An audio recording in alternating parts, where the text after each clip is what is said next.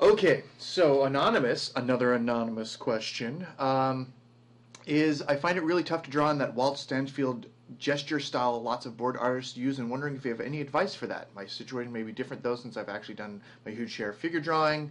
Confident the easel is conte, but it put me in a cafe with a sharpie and I fall apart. Sometimes lines really kill me. Well, take this as just my point of view. I will never mess with the master, so take this as just one small little version of extrapolating from what I read in his books, but please, Disney masters, go check out their opinion way more than mine. So, disclaimer, done. So, in my opinion, there's two ways of kind of looking at it. Lines can be used as like contour lines. So, you know, you're talking about the outside edge of something, or the inside line, and you're like, hey, I'm Bob. How's it going? And I'm using just line to get this, right? There's my line. Good old Bob, right? But that's not actually how Walt was using it. So, in my opinion, that's not how it was being used. What it is more of a line of action. So, you know, what he's going to think of is usually it's going to be connected to the spine, but not all the time. But it's going to be a gesture. So it's more of like, you know, if a guy's going to be punching, you go, boom. He's going to use this line as more of like that line of action feel. He's like, this guy's going to be... Whew. So this line is now totally different, where you're like, boom, and he's about to punch a guy, right?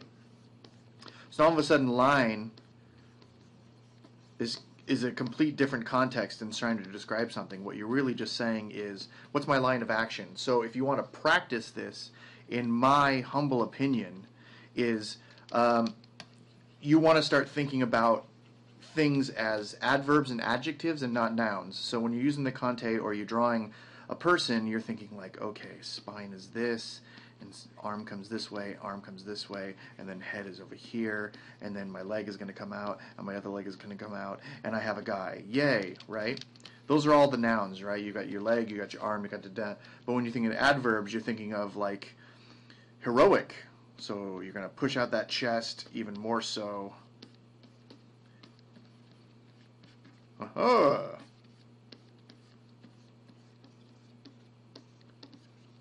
You know, and all of a sudden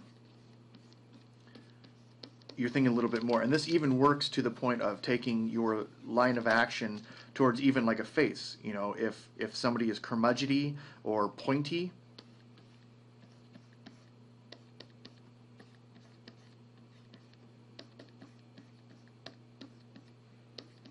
you know, all of a sudden, the lines you decide to use,